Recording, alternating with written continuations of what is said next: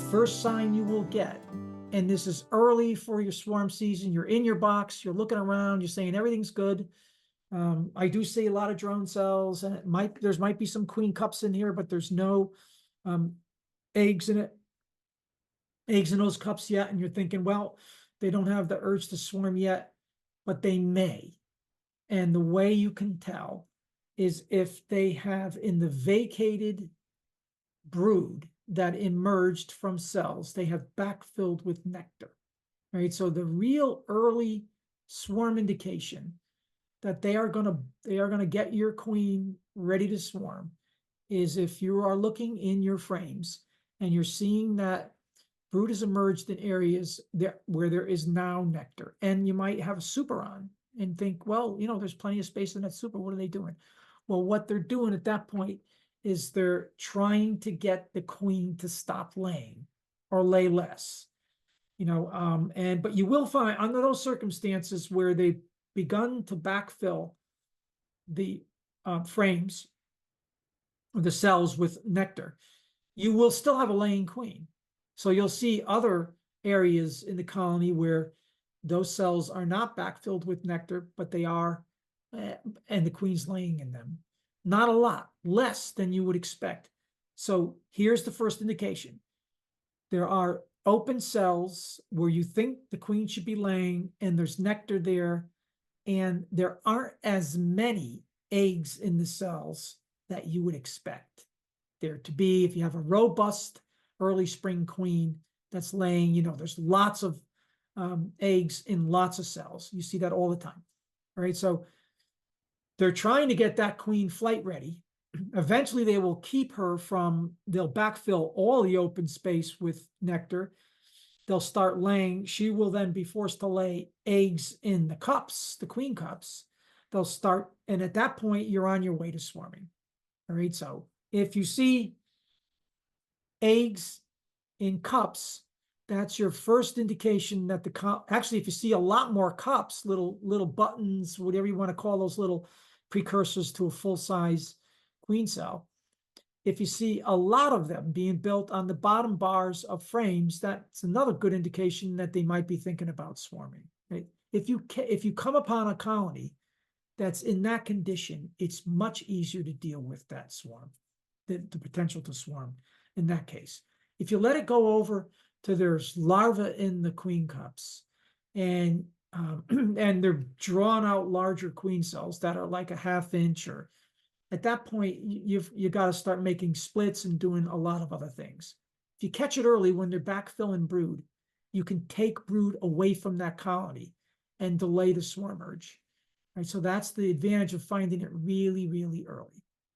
All right, so that's what we might all be at this point past that stage. Although in the 20 colonies that I just looked at, there was probably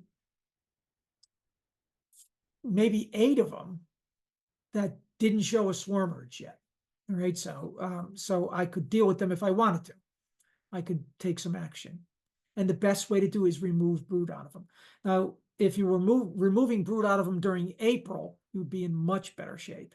Taking a couple frames of brood out of them maybe every other week, you'll slow that whole swarm urge down. All right, but you might be past that.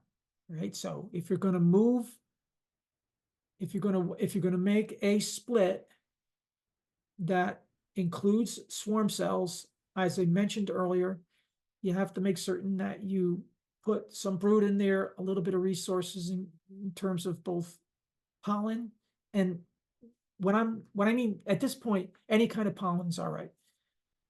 Bee bread, which is the shiny pollen, if you will, or open cells where bees are packing pollen in. Any one of them is good. A little bit of that helps a nuke get established really quickly. And in a nuke, if you're going to make a split, make certain that you're putting older brood in there, right? So you don't want to put, you could put a frame of open brood in there, but you're better off with capped brood that has aged out. And you can open up a few and look and see how far along they are into the purple eyes stage. If they have little purple eyes, the pupa that you're looking at, that's the best stage to put in them, because they will emerge out of those cells in a little bit of time. The nurse bees in there won't have much to do, and then they'll have a field force right away. And as soon as those cells are vacated, if you end up with a queen in there, she can lay. She can start to lay. Coming into the early part of this honey season, you want to have a huge population of bees, and not because they meet the flow and then they make a lot of honey during a big flow. You can make a ton of honey if you have the resources, the field force to do it. A swarm will take your field force away, and you have to build it back up again. The bees are not in the business of making honey for us. They're in the business of survival. Then the other thing you should look at, especially this time of year, and especially in these few weeks here in May, if we get a rainy section, like if we get 3 or 4 days of cloudy weather and rain, there will be another 1,000 bees a day that are born in that colony, that emerge and are going to want to take orientation flights. But at that point, if that colony is on the edge of swarming, they've got cells built maybe close to capped or capped, they will not swarm during that weather period, but they will on the first day that the sun shines. And that will be like, I don't know what the weather forecast is. I think tomorrow is probably going to be all right. But if you get a period of rainy days, expect some action. The first day there's some sunlight. Any other questions about swarms? So if you read the biology on swarms, the colony is looking for equilibrium, leaving behind a population of bees that can care for the brood that's left behind in the colony in terms of being able to forage and nurse bees, right? So that's what's occurring. Now, so lots of times the prime swarm, which we refer to as the first swarm that goes out and leaves with a mated queen that's overwintered usually, she leaves with a mixture of maybe 20,000 bees, drones, and then, but the combination of bees she takes are slanted toward younger bees. So the population of bees she takes with her are younger. There are some accomplished foragers in that and scout bees in that mix. They have to be there because they have to find a new home. And the only bees in a colony that can find a new home are really savvy scouts. And so those are in there. Now, if what was left behind, somehow the biology of that colony is such that they don't think they're at equilibrium yet. In other words, if they still think they have too many bees in there, they'll swarm in a secondary swarm. If they do that, then they may continue to swarm and swarm a third time. Now, in that case, those are not bees you want in your yard because they can't figure it out. I mean, they're just swarming like crazy. That's a real swarmy bee. And, so when I run into colonies that do that kind of swarming, that serial swarming, I will not raise a queen from that colony. And now, if you're going to cut swarm cells out and use them someplace else because you got a queen that you want to make new queens from, you have to do that once the cell is around 13 days old or so. You can do it earlier. If you do it when the cell is almost mature, then you can go plunk it into another colony. But you have to be very careful about how you handle it. You got to cut the swarm cell right down to the midrib. You can't see any royal jelly exposed when you cut that cell. I do all vertical splits and use the double screen board. And I wondered, one of the things I observed, there's a lot of pollen in the honey supers. Do you think it matters? I just worry about, pollen, it's protein, it can go bad or something, unlike honey. No, it's nothing to be concerned about. So pollen inside your honey is what you really kind of want, Yeah, you it's know, just with so, full yeah, cells of pollen, yeah, like a well, pollen free. let me ask you if it's this configuration. There's a brood box on the bottom, queen excluder, some mediums or Mediums, yep, 2 or 3, drawn comb, yep, double screen, yep, and a brood box on top. yep. And they're making swarm cells or whatever they did in there, and they're flying in the opposite direction, probably. Yeah. Okay, yeah, so that's a classic configuration, and you will get, if the brood box is full, or they think it's full, they'll store pollen in the first super because they can get up there and do that. They Well, can't. but they're coming in from above, right? Like once I switch the doors in the double screen, then the bees that sort of hatched out or took their first flight, their orientation flight from the top box, going out one of the doors, and then I switched the doors in order to move more bees down for, more honey production. They're coming in with the pollen from the top. And the other thing I observed is drones are then stuck because they can't get through Yeah, the queen yeah, excluder. they turn into their little heads roll Yeah, in the screen. Yeah, they get devoured, in or the queen excluder. in the queen excluder. They chew them out, and then they're just a bunch of little heads rolling around in between those two. Yes, so that's, yeah, it's not good on drones. It's not easy on drones. Oh, so you're switching the doors, Yeah. the way to equalize your foraging capabilities. Well, I'm trying to get more foragers in the bottom. I'm trying to use the bottom box for honey production, the top box for making a new queen, and then I need to be careful not to draw down their resources too far, which I did in one of them. Yeah, There just yeah. became too weak, really, and luckily it's not. It doesn't seem to be robbing, but um yeah, trying to push them down to increase the workforce for honey. Yeah. So you're switching about, you get a little pollen in those honey supers. I wouldn't be too concerned about. Okay, thank you so much. Yeah.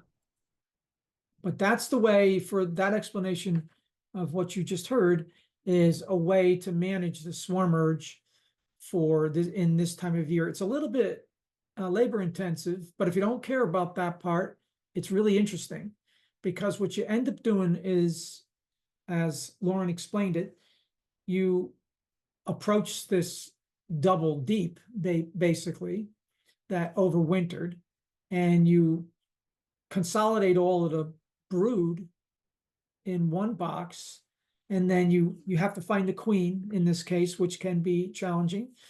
You find the queen and you put her in the bottom box with just a little bit of brood, and usually you try to put her in that bottom box on the frame that she was found on, but that doesn't really matter. And then if you have drawn comb, you might want to put some pollen or food frames down there, maybe a honey frame, but that's it. And then what ends up occurring is you have separated the two brood boxes with a queen excluder, then a couple supers, then a double screen. And that double screens isolates the bottom brood box and those supers from the top brood box. And you fly the top brood box. The double screen has 4, 5, 6 different doors, some versions. Some of them have 8 different doors, but you can fly them in a way that you can mix the field force between the top box, where you put all of the brood, and the bottom box, where you still have most of the field force. Because what happens when you first make the manipulation, the bees fly out of the top box, but when they return, they come to the bottom box. So you end up capturing all your field force down in that bottom box, and she builds up her stocks there. But the colony essentially says, well, we swarmed, so we don't have to swarm. And they make a new queen in the top box. You could do this when you have swarm cells in it too, but it gets a little tricky. If you do it early, it's better. They will make a queen up in that top box because they don't sense that there's queen pheromone around, because they're like 3 boxes away from the queen, or at least 2 boxes away from the queen. And plus that double screen, there's no reaction between the bees in the bottom sections of the colony and the ones on the top. So the whole principle behind doing that demery method is to convince the colony that they swarmed. And if you did it that way, you wouldn't convince them that they swarmed. You'd have the queen in the top box, and she would also be congested up there, and she would just leave with the colony. She would probably develop swarm cells and leave. In a demery colony, they can swarm out of, even though you've gone through this, they can swarm out of the top box on you or the bottom box during the season. If it's a real strong flow and the queens are real productive, the queen in the bottom box can swarm and the queen in the top box can swarm. So you have to pay attention to what you're doing when you're manipulating these things. Hi, Bill. Thanks for hosting again. New beekeeper, I installed 2 packages March 28th. Everything seems to be going really well. I got all kinds of brood. They've drawn out comb on 9 of the frames in the deep supers. There's many, many more bees than when I started. So my question really is, when do I add the next super? When do I add another brood box? All right, so you have 1 super, you have 1 brood box. 1 deep, yep, And on you're, each hive. and you're Yep. still, are you still feeding them? Yeah, they're still interested in the syrup. Yeah, because you're starting them on all new foundation. All new foundation, exactly. All right. So when you get about 8 frames drawn, Yep. that's when you put another box on. And then if they're still interested in the syrup, just put that on top. They may or they may not be. If there's a real strong flow, they may reject the syrup. But if they're still taking it down, keep giving it to them. Okay, so just put that on top of the second one. All right. Yeah. Yeah, I think I'm at that stage. Things seem to be going really well. So Yeah. I mean, you can do it that way, or you can. Now, there's a little procedure if you're going to. So you're committed to running a double deep configuration. that's what I was going to do. Yeah. All right. Okay. Yeah. So now when you do that, so what I suggest you do is you take some of those end combs, not like you've got like say 1 to 10, right? Yes. And 1 in 10 probably won't be drawn out. They'll still probably be foundation. And the frames next to them will probably also be less drawn out. But you're gonna wait until they are a little bit drawn out.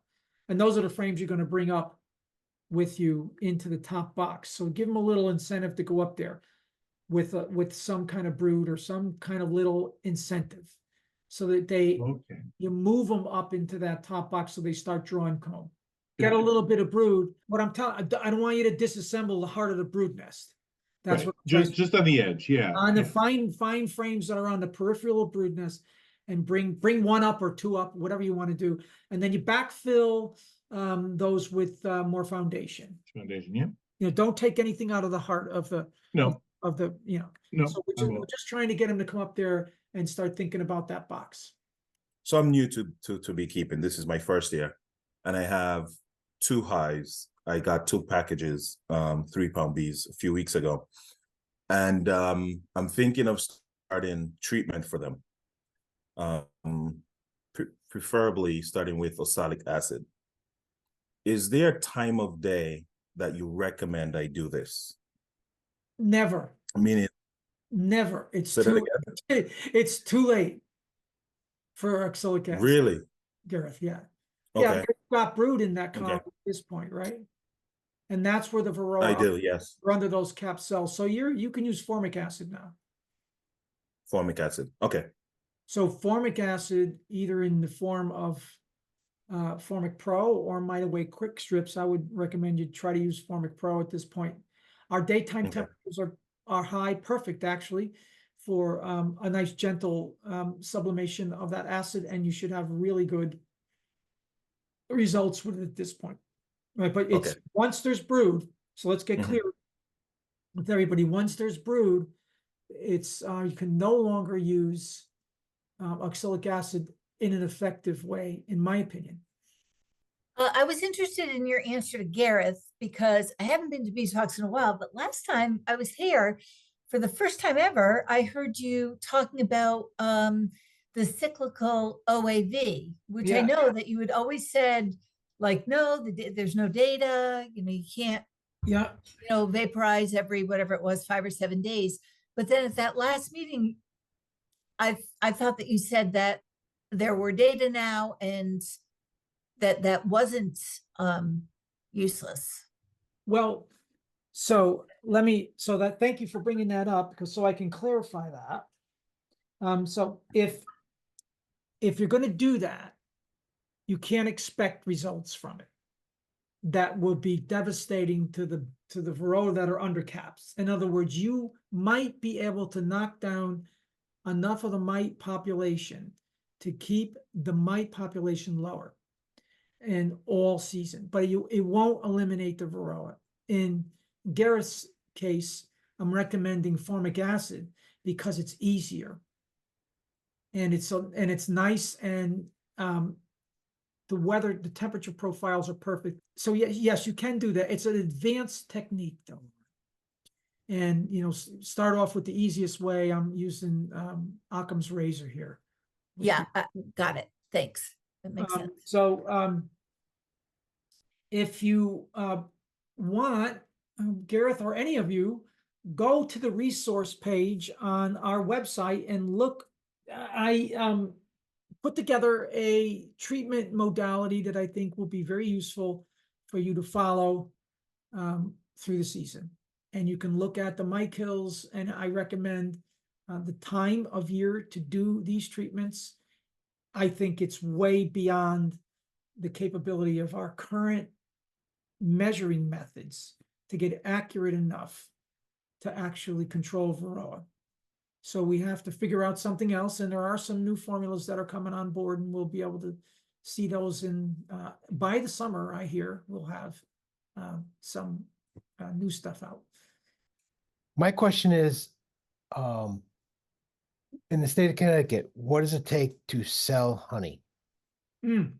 What's the Good requirements? question. That's a great question. And so if you make honey on your property and you jar it and you put a little handwritten label on it or whatever you do, or you get a custom label made and you put it on the street on a little table with a donation box, you can sell as much of it as you can make.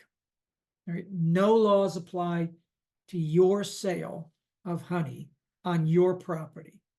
Now, if you bring it to any place else, like a farmer's market, or if you want to sell it in a retail store, like say Stop and Shop or Big Y, or even your local hardware store, you then fall into a different category. And now your label has to comply to federal standards. And so you have to put in, you have to design a label that has all the requirements for federal standards. And then, like in my case, where I have like 13 different retail locations where I sell honey, I had to become a food manufacturer. So I had to get a food manufacturer's license, which meant that I have to establish a commercial kitchen with all of the sanitary obligations of a commercial kitchen, and then operate that kitchen with a license and inspections. If you decide to sell your honey in retail locations that have, there are established food suppliers, or in a country fair or something like that, if they're a legitimate concern, they'll require that you have liability insurance, $1 million liability policy. So it sounds bad, but it's not that expensive to have, and so you can do it that way. All right, I think we're going to call it. Great to see you all, and I will see you at the bee yard next. See ya.